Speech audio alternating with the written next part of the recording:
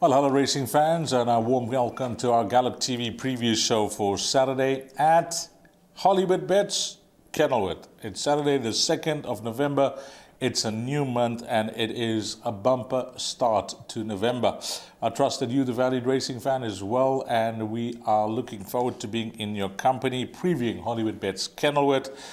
We got Graham Hawkins on the line, and Graham will tell us a bit more on the excitement and the build-up after Hollywoodbets Durbanville to be at Hollywoodbets Kenilworth. Graham, an exciting time, firstly, for us going back to Hollywoodbets Kenilworth, and of course the double header with all the features on offer in the Highveld. Plus, of course, all the excitement coming through from Del Mar with the Breeders' Cup. So, yeah, it's a wonderful weekend of racing. And as you said, we're back at Hollywoodbets Kenilworth. But just a reminder that we're on the winter course and not the summer course. It's a tough card, made all the more difficult as this is the first meeting back at Hollywoodbets Kenilworth. And all the recent form has been at the country course, which suits some horses, not others. So it's going to be an interesting and challenging day's racing. Okay, we warmed up, Graham. You're going to point us in the right direction. And race number 1 is a maiden plate over 1,000 meters. 12:20 is the start, and it will not form part of the exotics. We got 9 races on the go, including the Southeaster Sprint and the Cape Classic. 2 nice features to look forward to. But how can we bank some cash in race number 1? Let's have a look at the fixed odds betting market. Number 2 is a 3-1. 4 at 7-1. Number 6, a first timer from the Candice Bash Robinson stable at 33-10. There is money for Ricky Maingard's runner here, Graham. Beautiful Winter, number 7. Hollywoodbets 9-2 into 7-2. And horse number 14 is an 8-1 shot. First timers, any of them interest you on pedigrees, or have you heard anything? Haven't heard anything, but there are positive comments around about number 6, Elizabeth Gold, out of a very, very good and speedy mare. So it could be anything on debut for the Hollywood Syndicate. We'll have to bide our time and see how this gelding looks in the parade ring, how it goes down to the start. This does not form part of any of the exotics. It's a 9-race card, so the bipod starts in race 2. I'm surprised that number 7, Beautiful Winter, wasn't priced up favourite, to be honest. Finished close behind Fencing Captain on the 5th of October, but that was Beautiful Winter's debut effort, whereas Fencing Captain has been well tried. So I'm fully expecting number 7, Beautiful Winter, to finish ahead of number 2, Fencing Captain this time around. Crim, disappointing. Not much to look at, and I'm going to sit on the fence with number 4, Crim. A couple worth mentioning for quartets and trifectas. Watch for improvement, further improvement from number 5, Seeking the Life. That could get into the mix. Number 13, Peanut Pops, could get into the back end of trifectas and quartets. And of course, Cliff Swallow, now back down the lane at Hollywoodbets Kenilworth. He may perform better than he has in his last 2 starts at Hollywoodbets Durbanville, so certainly can get into the money. But I make number 7, Beautiful Winter, the top choice. That will be a good start, Graham. The money is there. Graham is suggesting a follow-through for you. 7-2 at the time of recording, number 7, Beautiful Winter. And that could be a nice way to kick things off and maybe get things started. You got lots to play for on 2 race cards. Maybe that could be a start of a nice double that you're going to land later on, whichever meeting you choose, whether it's Hollywoodbets Kenilworth or the Big T. Need for Speed Sprint, 1,000 meters. Start of the bipod. Number 1 is at 8-10. Horse number 2 from 4-1 into 7-2. Number 4 at 4-1. And 6, Roman Agent, is at 5-1. Graham, it's called the Need for Speed Sprint. And I'm just looking at the course record here, which was set on the 29th of December 2012 by Muscat. Is that record of a time of 56.46 seconds under threat here? I wouldn't think so. While I respect these talented 3-year-olds, this is a race for 3-year-olds. It's a non-black type feature. And of course, we see the reappearance, the seasonal debut of number 1, Lion Rampart. He had a very exciting 2-year-old career, had a very busy 2-year-old career. 7 starts for 3 wins. He was an emphatic winner last time out over Miss World, who reopposes here. no problems coming back over 5 furlongs. The Vaughan Marshall team in good order. So I'm really expecting Lion Rampart to win it, despite the fact that he comes back from a slight rest. Number 2, Handsome Prince, has had the benefit of a recent run. It was a good one in older company behind Dean Street, so you've got to have respect for number 2, Handsome Prince. He's always come with a bit of a reputation, and he could press number 1, Lion Rampart, all the way to the line. The other 4 runners are clearly competitive. They're no slouchers. Luamba Pambili brings very good KwaZulu-Natal form into the race. Miss World is probably going to appreciate stepping back to 1,000 meters. And, of course, Roman Agent started off his career with an absolute bang. Like Lion Rampart, he hasn't been seen since the 2nd of June. 5 furlongs is probably not going to be his game, so I would think he would need it. My confident first choice is number 1, Lion Rampart. Probable banker in the first leg of the bipod, but if you're a little concerned that he hasn't run since June, then you have to also include number 2, Handsome Prince. I'll make it a boat race between those 2. Okay, we know that Richard Fourie is riding up in Gauteng, but just for your information, as a racing fan, had a word with Sean Veal on Wednesday at Hollywoodbets Greyville. I don't know if there's anything official yet, but he did tell me he's got the job with Vaughan Marshall. So well done, Sean Veal. He's riding well in the Western Cape. Race number 3, place accumulator, 1,400 meters. This is a maiden plate, and the place accumulator kicks off at 13:30. Number 3 is at 11-2. Graham, there's money for Eric Sands, runner here. Number 5 opened up at 7-2. That's been claimed into 28-10. Number 7 at 9-2. And horse number 11, Tuscan Romance, possibly the right horse in the race. 5-2, Graham, and 14 at 11-2. Does that 5-2 grab your attention, or we have to respect Eric Sands, runner here, number 5? I think this race is a little more competitive than it first appears. You've got to have huge respect for number 5, Ocatello, out of the Grade 1 winning mare Campharatus that was trained by Robbie Hill and even ran in the July. So you've got to respect number 5, Ocatello. That was an eye-catching debut. Tuscan Romance is at 4 starts for 4 seconds. And surely her winning turn must be around the corner. Got a bit of an awkward draw to overcome. As I remind you, we're on the winter course with a shorter run-in. But shouldn't be too much of a problem for her. I've taken my chances in the opening leg of the place accumulator, which is my suggested bet, and gone with number 11, Tuscan Romance, as a banker, because at the very least, I would expect her to run into the first 3. But there are others with claims. I quite like number 3, Special Glamour, as a filly. She's a good-looking, well-put-together, scopy filly who will only improve now that she's going a little bit further, and even beyond this 1,400 meters. She might still find this a little on the sharp side.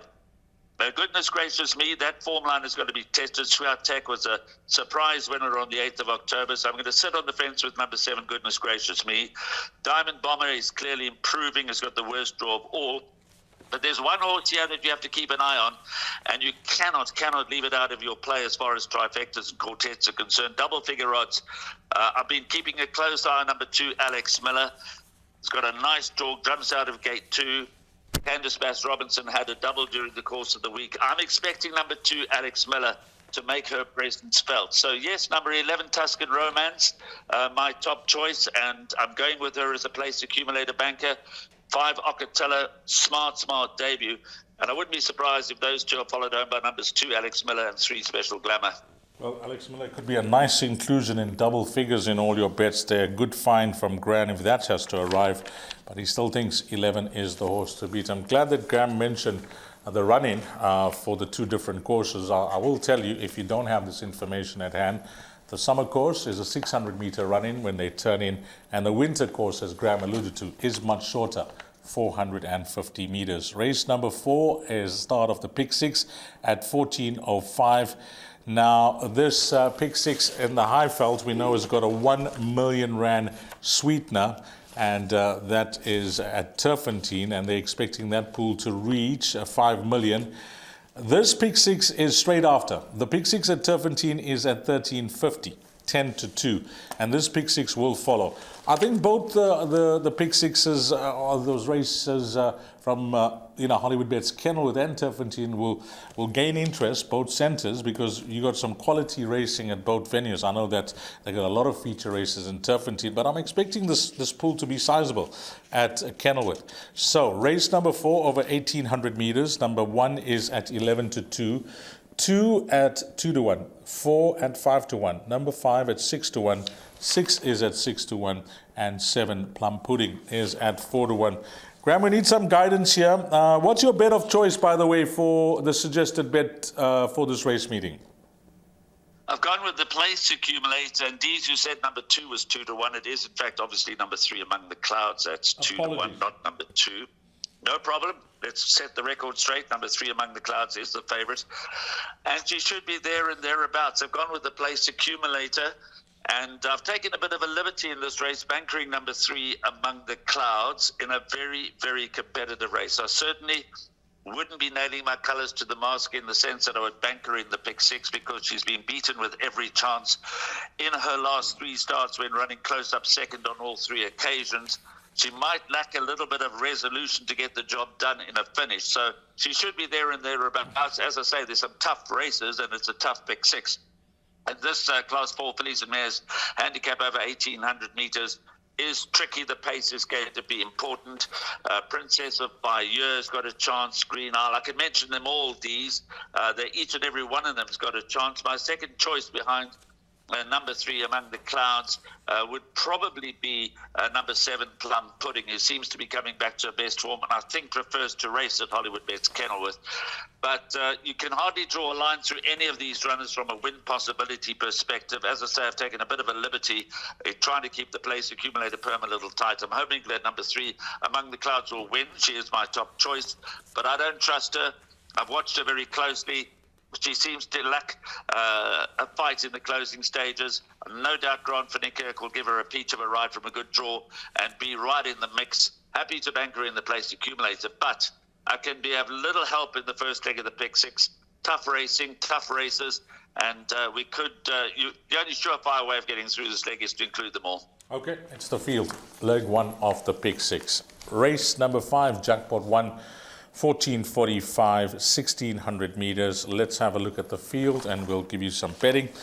And number 2 is at 5-2. Then we go on to number 5 at 7-1, 6 at 11-2, 7 at 7-1, and we got a 2-1 shot here.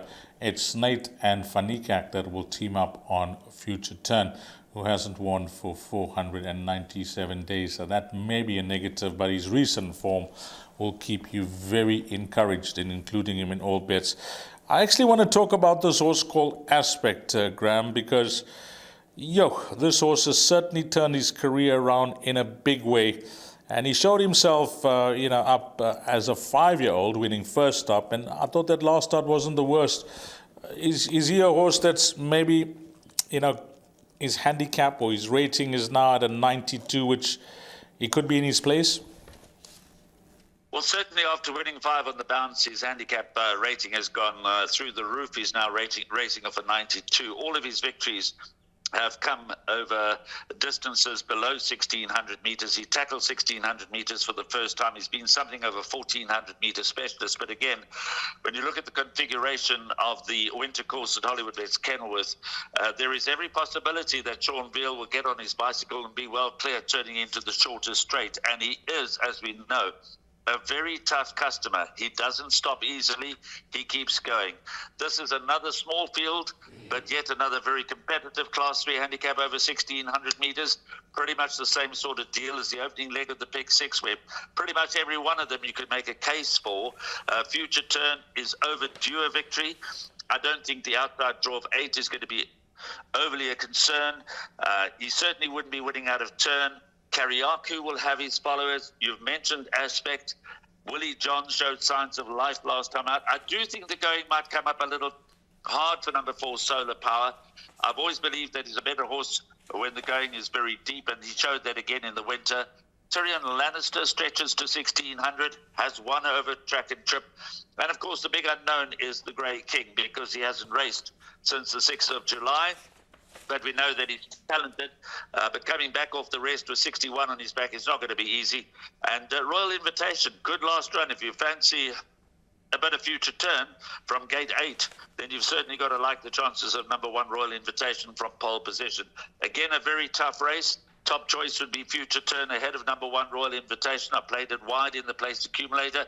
The first 2 legs of the pick 6 very competitive. You could take a chance here. In the old days, we might have said, oh, well, let's take our chances and bank of the Snails coupling to the Grey King on 8 future turn, in or out.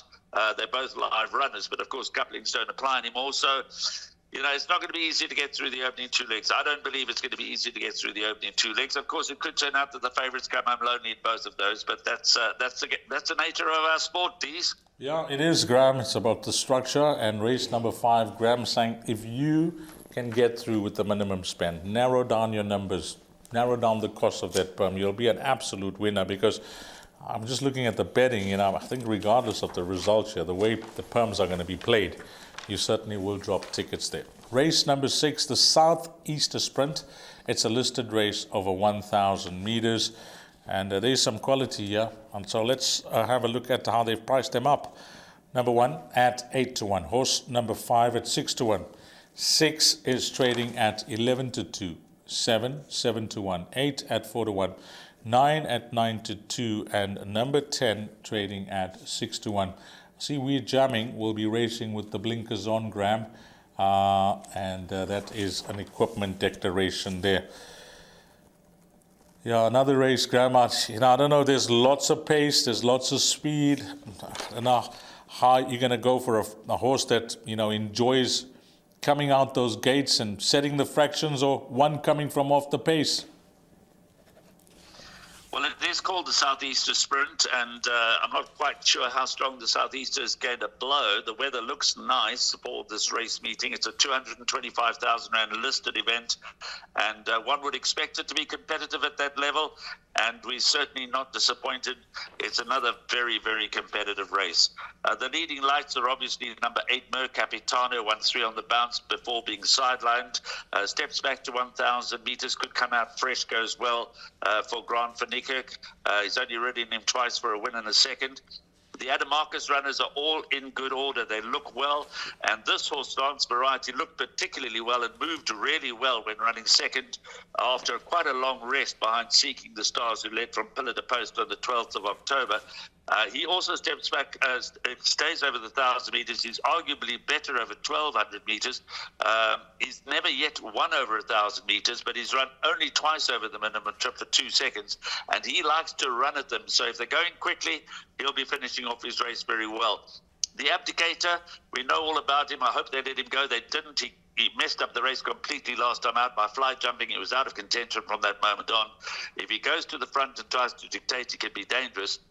I think the value in the race, if you're looking, it is a handicap after all. So if you're looking for a bit of value, then I really think of 52 kilograms, you could do worse and go each way with number 2, Nordic Chief. I think he's a big runner. He could overturn number 16, Street. 1, Future Variety is talented, hasn't been at his best, comes back. Third run after Ressa should be cherry ripe. He could go well. Zayasha, very interesting. Clinton Binder in town. He wore no shoes last time. He's got Alamites in front and Unshod behind, or Steel behind. And he ran not too badly, 4th behind Seeking the Stars on a strange track for him like Hollywoodbets Durbanville. When you look at the form behind Thunderstruck and behind One Fell Swoop and his dominant victory over Cliffhanger is no slouch, then certainly Zayasha is interesting, but he does have a huge weight to carry, so he might just need one more. This is not his cup final. He's obviously heading for bigger things in the season, so he might need one more. So my marginal first choice would be Dance Variety. I think the value lies with Nordic Chief. Yeah, when I looked at the race, I was just looking at those horses at the bottom of the weights, 53.5 and below, namely numbers 2, 5, 6, and 10. But as they say, that's 1,000 meters. Sometimes the weight does not matter because it's start to finish and it's in a quick time. And if the horse can carry the weight, well, he can run from start to finish. And a few of these here are very quick in race number 6. Race number 7, the Cape Classic. It's a Group 3. It's over 1,400 meters for a stake of 300,000. As we bring up the field, the 7 runners at the time of recording, no scratchings. Keep an eye on that for the entire card on race day. Number 1 at 8-1. Horse number 2, Talk to the Master, at 7-1. Then we got number 4 at 2-1. 5 is at 2-1. Yeah, he gave out some wonderful moments in KZN. Number 5, Great Plains, especially his win in the Great Crasher. Wow, that was super impressive. Number 6 at 8-1. And 7, Makazole, Justin Snaith's runner, is at 9-2. Are we going to be reading into the best weighted column at this early stage of their 3-year-old careers, Graham? Now, because it's quite tight, but Great Plains does top it. Great Plains tops the best weighted column, only marginally ahead of All Out for 6, and of course the Fairview feature race winner Makazole. So this is where you've got to make a decision as to how you structure your pick 6. All Out for 6 for me. I'm going to go with him in a big way, Dees. I think the signs are there. One stripe was scratched from this race. Vaughan Marshall runs All Out for 6 in preference to one stripe. He does have good backup in the form of number 2, Talk to the Master, but I think that number 4, All Out for 6, is the stable elect. He hasn't been seen since June. He ran second in the Langerman behind 8 on 18. He won his previous 2 starts. 3 runs back, he beat the very decent Aristotle, who runs in this race meeting later on. So are we going to go against the Snaith pair here, who have obvious chances? I'm not diminishing their claims in any way. Great Plains and Makazole, obviously huge respect. The Hollywoodbets Cape Guineas 2 million rands worth is on the 14th of December. This is the first official sort of step out for these 3-year-olds. They go from here into the Cape Punters Cup in 3 weeks' time, and 3 weeks after that into the 2 million rand Hollywoodbets Cape Guineas. That's only 6 weeks away. It's hard to believe. I'm going to stick my neck out. I could get my neck chopped off, but I'm going all in with All Out for 6. Okay, Graham Hawkins, big on number 4 here. That could be the banker. He suggested that, races 4, 5, maybe even race number 6, that speed race, could be tricky. But he's given us his thoughts on race 7, and we like it. Some confidence here about number 4, All Out for 6. So let's use that as a banker in the pick 6, guys. If you haven't made up your mind, you were looking for something, well, Graham's hopefully pointed you in the right direction. Race number 8 is over 1,400 meters, the penultimate leg of the pick 6. And, bring up the field. Number 2 at 5-1. By the way, number 1, World of Pleasure, has the blinkers on. Number 2 at 5-1. 4 as well, that's got the blinkers on. 6 at 8-1. 7 is trading at 5-1. Number 9 at 5-1. 11 at 8-1. And 12, Das Goed, is at 8-1. Graham, of these recent maiden winners, namely numbers 2, 7, 10, and it's number 3 as well. Yeah. So in numerical order 2, 3, 7, and 10. Recent maiden winners. Any of them grab you, coming out the maidens that they could feature? I'm really hoping we can get away with sort of limiting our selections in the pick 6 and the exotics. Perhaps the pick 6, the jackpot, you might structure differently and give yourself some cover. I'm really impressed with number 2, Empire State, as well as number 7, Aristotle. Aristotle came to the track with a huge reputation. He fluffed his lines a little without disgracing himself. In fact, in his penultimate start, he was second to All Out for 6, who I fancy strongly, as you heard, to win the Cape Classic. But then he was given the unkindest cut of all. He reappeared as a gelding on the 8th of October. He didn't, to be fair, he didn't perhaps beat the strongest field, but the manner in which he won suggests that he's got a bright future. So I make number 7, Aristotle, the top choice, but I've got healthy respect for number 2, Empire State, who's well drawn. His 2 runs have been pretty decent. Those form lines have been well franked. So I'm hoping we can get away with numbers 2 and 7. Not that there aren't others, particularly amongst the older horses, solid gallopers that have a chance. Big unit, strong claims. Unicorn Alert, strong claims. And you and I have been on the back of number 12, Das Goed, in pretty much all of his last 4 starts at big prices. And although he's run well, he hasn't found the winner's enclosure. Now, obviously, if Boundless Energy in the Cape Classic runs above expectations, This horse, Does Good, ran second to Boundless Energy last time out, and Boundless Energy is certainly an exciting young horse. But again, Does Good is not well drawn. So I'm going to go with the younger talent here. I'm hoping we can get away with numbers 2, Empire State, and 7, Aristotle. If I was to add in one older horse, just in case they're not as good as I think they might be, then I would go with number 9, Big Unit. Okay, Graham going with the two young horses, we could say, starting up their engines for this season, and they will take their place here. And Graham hoping that one of them could follow up and make it back-to-back wins. And we're on to the lucky last, race number 9, closing off that pick 6. You're standing to collect. Which numbers would you put in? Well, Graham's going to suggest some numbers here over this 1,000-meter trip. Number 3, IC Lancaster at 6-1. Horse number 5, the Charleston, has been backed from 33 to 10 into 5 to 2. Number 7 is at 7 to 2. And then that is it, Graham. Just some feedback on number 3, IC Lancaster. The word from the stable is that she's traveled down well. She's not readied up for this race. They're using the race to bring her on. Garrett does have a plan for her during the season with a few races in mind, but a win will be a bonus. And he just says, watch the race on Saturday, and hopefully we can follow her as she comes along in care. But she has traveled down well. So that's it. Race number 9, Graham. How many horses will you be, fairly confident if you're running in a pick 6 in this race? Dude, that's a tough question. I've included 4 runners into the final leg of the place accumulator. I do think that number 5, the Charleston, is the best filly in the race, but it's been a long time since she last won, 616 days. She hasn't always been the soundest. You've got to watch how she moves to the gates. She looks to be regaining her best form. She ran second behind Nordic Quest last time out. That was a good effort. At Hollywoodbets Durbanville, she's arguably better down the straight. Who knows? But I do worry about her because she doesn't always move that well. You've got to like the way that number 7, Daphne's Daughter's going about her business, a good post-maiden second behind B. Mary. You've given us important feedback about number 3, IC Lancaster. I do worry and have healthy respect for number 11, Furious Queen. Hasn't run since June, and I know that Eric Sands likes to bring them back softly, but she could come out fresh. I think she's got a bit of quality, this filly. She beat B. Mary on debut. That immediately stamps her as a filly of some quality. She wasn't completely disgraced, although 5th of 5 in the nursery behind One Stripe. One Stripe is possibly our best 3-year-old around it countrywide. Who knows?